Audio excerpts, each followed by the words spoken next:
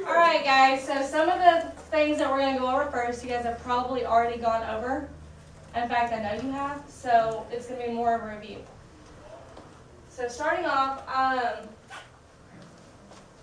why did the framers create the Constitution? Can any of you guys give me an answer to that? Dominic. So because the Articles of Confederation, they were going to revise it, but they decided it was too weak, so they just remade it. Okay, can you give me one of the problems that it had? It had a too-weak government. Too-weak government? What else? They couldn't tax their people. They could tax their people. Okay, what about one of the primary things they did when they created it? One of the main goals. How about this?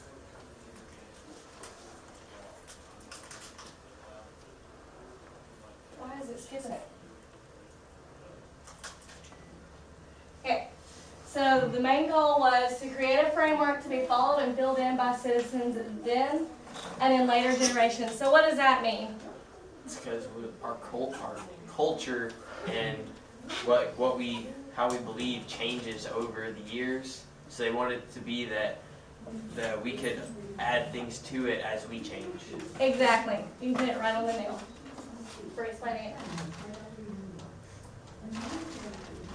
So then and now, can you guys tell me some differences between our country from back when the Constitution was created to now?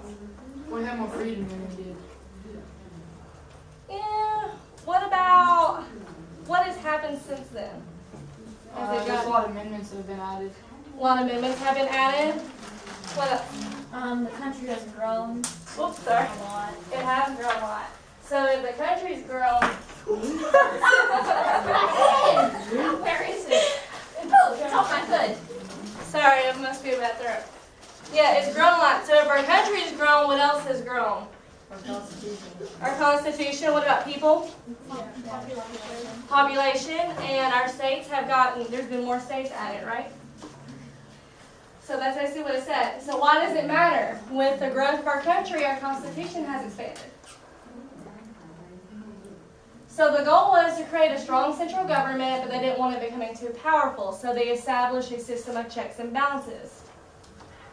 The system of checks and balances has 3 branches of government, which you guys have probably already been introduced to, which are the legislative branch, which is your lawmaking branch, your executive branch, which is your president, your vice president, and your judicial branch, which they can interpret the laws, change the laws, and they're more of the court system. Okay, so the legislative branch, I already said they create laws, but they can also declare war. They can control taxation. They have the power to impeach if the judicial branch deems the president's acts unconstitutional. And the executive branch, which is more your president, your vice president, your executive committee members, the presidential cabinet. The executive branch, they enforce the laws, but they also work with foreign leaders. So they can do executive agreements, which is kind of like an agreement made between countries or leaders, but it's not a treaty. Because if you do a treaty, Congress has to approve it. Okay, the judicial branch, which is more of the court system, they have the power to interpret the law by looking at it, and they can also deem laws unconstitutional. For example, Brown versus Board of Education. How many of you guys know what that is? Anyone that has not answered, do you guys know what the Brown versus Board of Education is? Okay, so this was back during the times of segregation. So when it was deemed constitutional for African American students to attend separate schools from white students.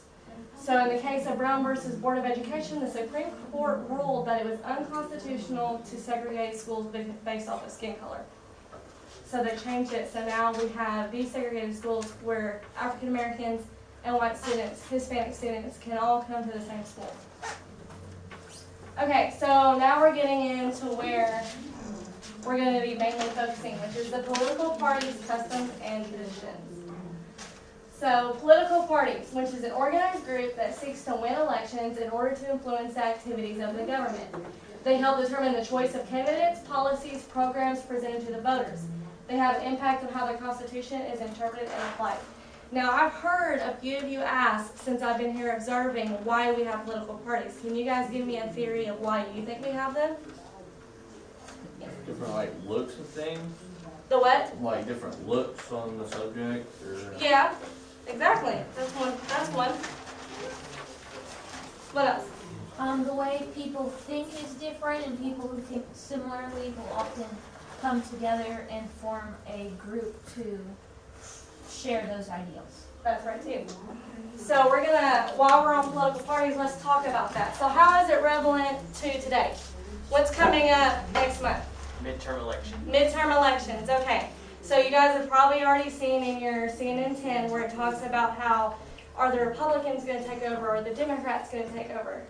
Well, they also have different views. So let's talk about some differences between Republicans and Democrats to give an example of the difference between political parties. For example, Republicans tend to be more conservative. Democrats tend to be more liberal. And a lot of Democrats have the idea that they favor a larger government to help with people's needs. Republicans prefer a smaller government, and they also are more pro less government regulation in businesses, whereas Democrats prefer a little bit more government intervention. Republicans tend to like lower taxes, especially with the wealthy, and Democrats typically prefer more taxes. That way it can help pay for those who are in need. So let's talk about liberals and conservatives. Liberals tend to be pro-choice, whereas conservatives are pro-life. Liberals are anti-death penalty most of the time, and conservatives are for it in the right circumstances most of the time. Liberals prefer to find other alternatives to energy, such as like moving away from natural gas and oil and coal. And conservatives still are more leaning towards using it. Liberals tend to be anti-gun, like anti-gun laws, and conservatives are more pro-gun laws.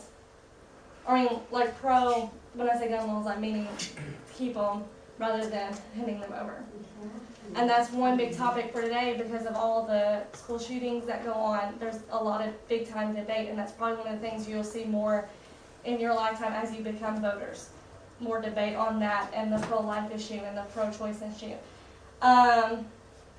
One thing I found, I was looking it up, that liberals are more pro to search and seizure under the rights, like that the government has the right to come in and do that sometimes. Whereas conservatives don't agree with that. They need to have a warrant before they come in because they feel like it's a violation of their private property. Another one that you probably have been seeing on the news and in CNN hint about immigration. How many of you have been seeing topics about immigration? A lot of you guys, right? So liberals are more pro-immigration, coming in legally, but also helping them once they get over here to become legal, even if they came illegally. Conservatives are pro-immigration if they come legally, but they think that's the only way they should come most of the time. So we're going to move on from that. Do you guys have any questions about political parties before I jump started? Okay, customs and traditions. And this kind of also goes into political parties. Do you guys know how? It's usually just like the traditions of like the Republican Party is just all kind of stayed the same, and they just keep passing them down. So, Yeah, in some cases, yes, but there has been cases where there's been a case where they flip-flop, but a lot of the same traditions they still cling to. Yes. A lot of times, when like people have children, they pass their political views down to them, so that way they grow up and they have the same views on everything as they did. Yeah, that's right too. But also, look how customs and traditions have influenced our government. For example, I put up there the 22nd Amendment, which talks about, there was an example in the section you read, where it talks about presidential terms. So Roosevelt decided he was going to run more than 2 terms, and that began to make people feel a little uneasy. So, because the presidents prior to that chose to only run maybe 1 or 2 terms. whereas he chose to run more. So because they were used to that and that became a tradition, people didn't really like that. So they made it, eventually they took it to, and made it a law where they can only have 2 term limits. Okay, and the criticisms of our Constitution. Why do you think people, like, what are some criticisms do you think we might have? Think about the Second Amendment with the gun laws. Well, yeah, well, I'm also talking about, like, having a government that's got a system of checks and balances. Cool. I think that like other countries don't have that, so they don't like it as much. You know what I mean? Yeah, I mean, there's some people that aren't really for it as much as others. Okay. So we'll look at the criticisms. How many of you, when you read the section, saw where it was talking about a gridlock? Well, gridlock is the inability to govern effectively due to a separation of powers. And the critics say that distribution of power makes it easy for leaders to not take responsibility for their actions. How many of you have siblings? So most of you.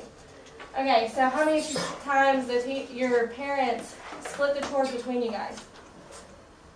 And how many of you guys blame the other sibling if it doesn't get done?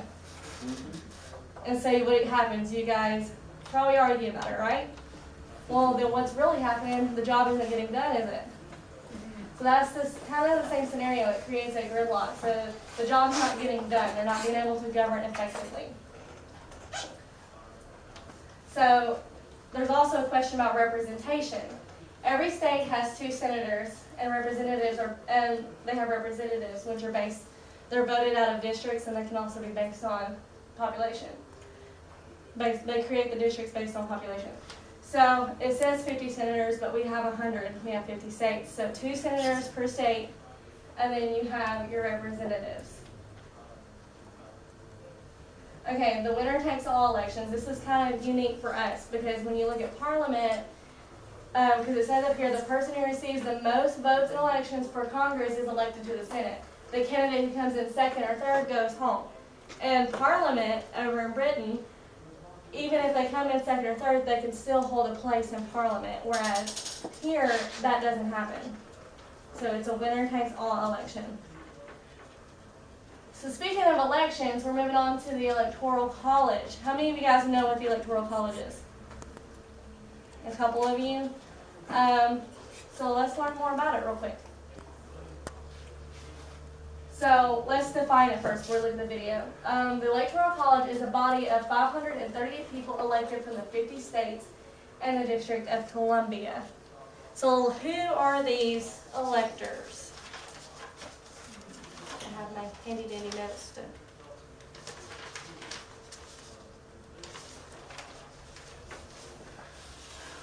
These electors are chosen in a 2-part process. The first part is the political parties in each state choose states of political. Okay, that. Anyways, they elect and choose the state electors. On election day, the voters in each state select their state's electors by casting presidential ballots. Winning candidate states of potential electors are appointed as state electors. So they're elected. They're an elected body who each state has the electoral voters based off of an election, and is based off of population. So let's watch the video, and it'll kind of explain that a little bit better than I do. Would you please get the lights? Thank you.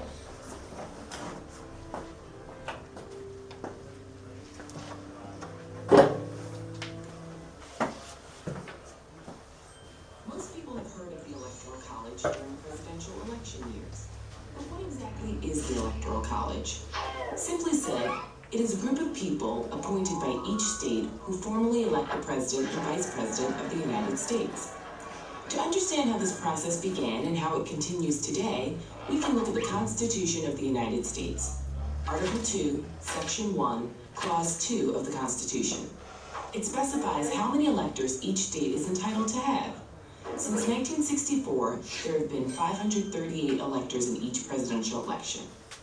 How did they decide on the number 538? Well, the number of electors is equal to the total voting membership of the United States Congress.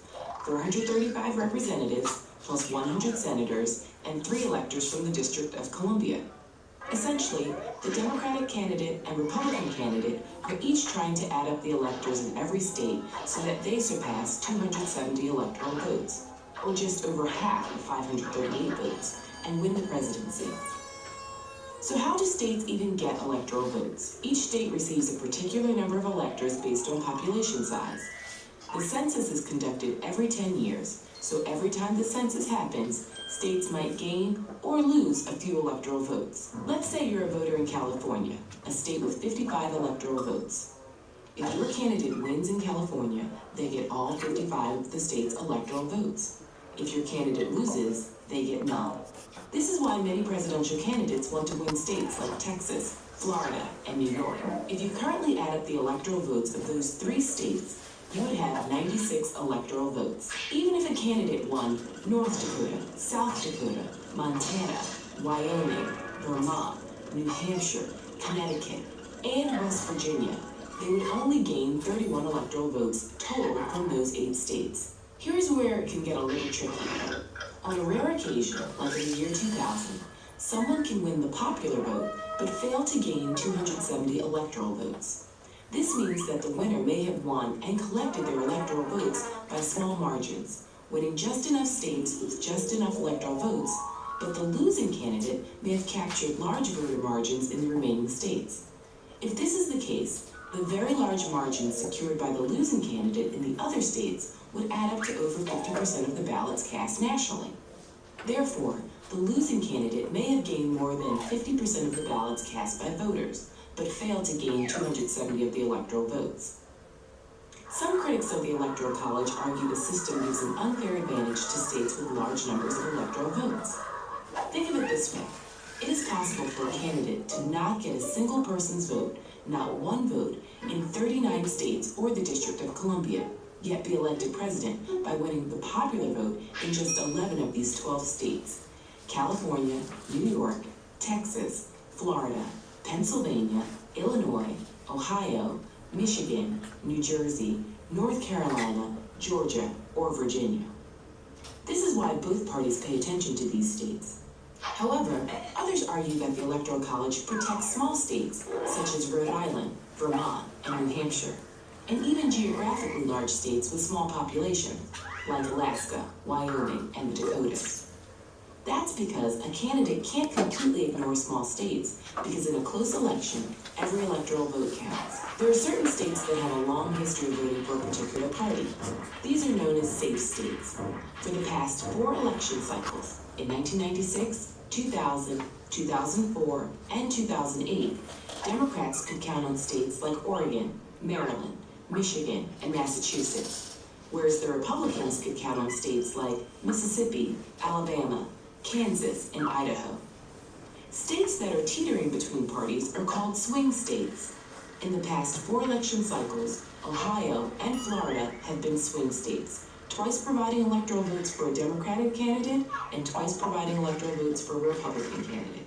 Think about it. Do you live in a safe state? If so, is it a Democratic or Republican safe state? Do you live in a swing state? Are your neighboring states swing or safe? Is the population in your state increasing or decreasing? And do not forget, when you're watching the electoral returns on election night every 4 years and the big map of the United States is on the screen, know that the magic number is 270 and start adding. Okay.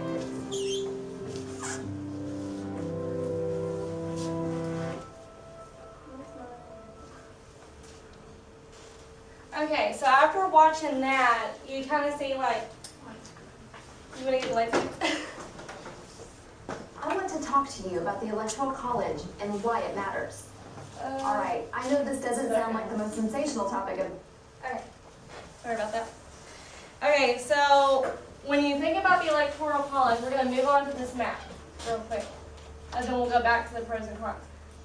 Now it says, now imagine you're living in the gray zones, the blue zones voted opposite of you. So can you guys tell me why there's some of these a few of the counties are in blue.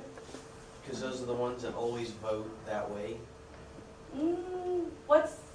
Look about where they're Aren't those the located. swinging states? The swinging counties and stuff? The ones that don't know that are equally voted on? Let's look at where they're located. What city would be about right here? San Francisco. Los Angeles. What about up here? You've got New York, you've got Boston, you got Washington D.C., Miami, Atlanta. Orlando.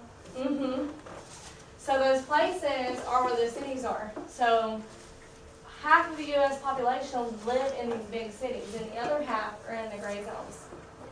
So why would someone in a city vote differently than say here?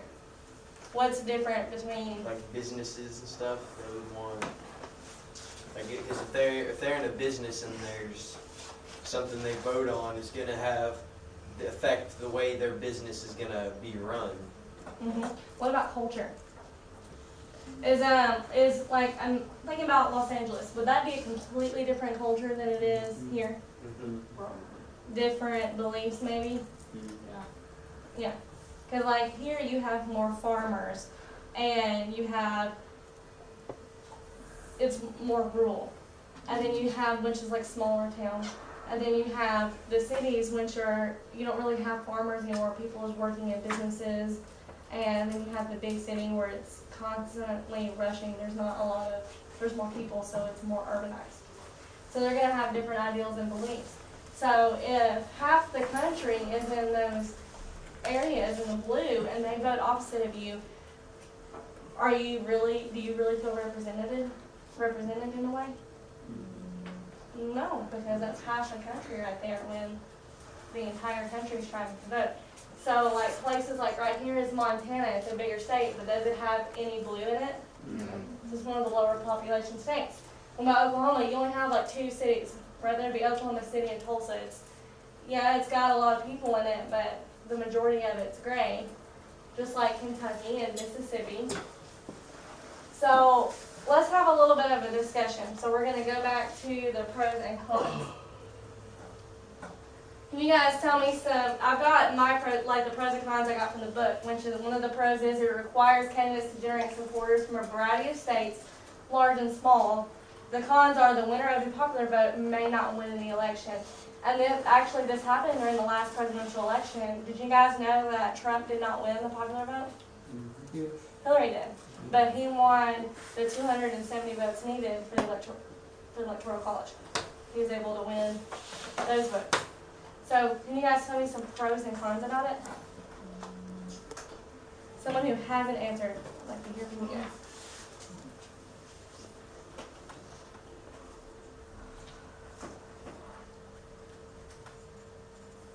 Anyone?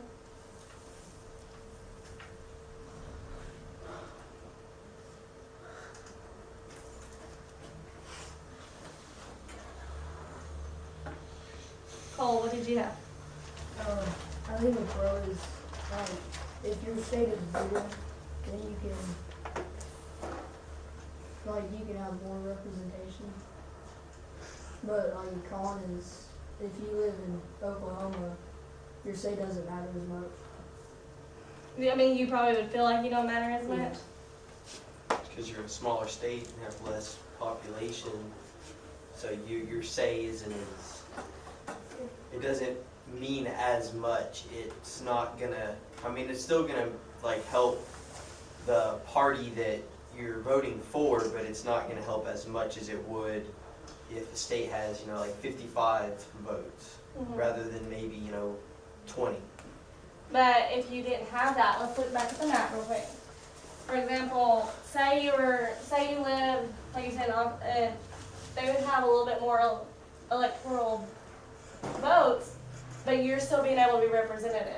Or for example, let's say we lived in Montana, and there's no major cities. They've got some major cities, but nothing compared to like Los Angeles or New York or Tulsa or Oklahoma City.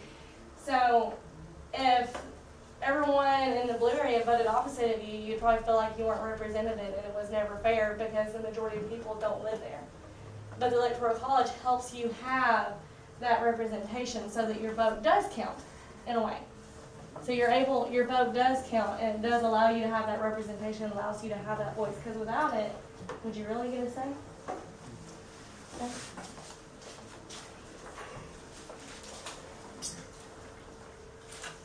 So any other ideas that you guys might have about it? What do you guys think about it? Let me hear you guys talk for a minute. I think like, because you said like with the popular vote, you know, they're obviously, you know, more popular than the other candidate because, you know, they won the popular vote. And I feel like that should, like, if one candidate wins the popular vote, but one gets the 270 votes required, I feel like they should have kind of a different way to settle it rather than just, because there's obviously more people that wanted the other candidate, but they just got the other candidate just got more of the electoral college votes. Mm-hmm. Gavin, what were you going to say? You can say it. Not good. Are you sure? Yeah, probably. Yeah, he said it. Oh. Well, let's kind of look. Like I had it written down because it talked about that for a second. It said, on election day, the voters in each state select their state electors by casting presidential ballot. The winning candidate's state of potential electors are appointed as state electors. I mean, so yeah, in a way, when we do our votes, it does influence the electors because the electors are actually, a lot of the electors are nominated by political parties at state conventions, and they are often also nominated or elected by us because they're party leaders, elected officials, and sometimes they're people with strong affiliation with the president. So, I mean, they take into account the people because, I mean, we elected some of the members of the Electoral College and the political parties that have influence in their states. I mean, like I said, they're safe states, the ones who can vote for Democrat. But to sum it up, we still have, it allows us to have more representation for states like the small states and even the big ones with low population. Just like the video said, it allows those states to get representation, whereas if it was in this scenario, their voices wouldn't be heard as much as the people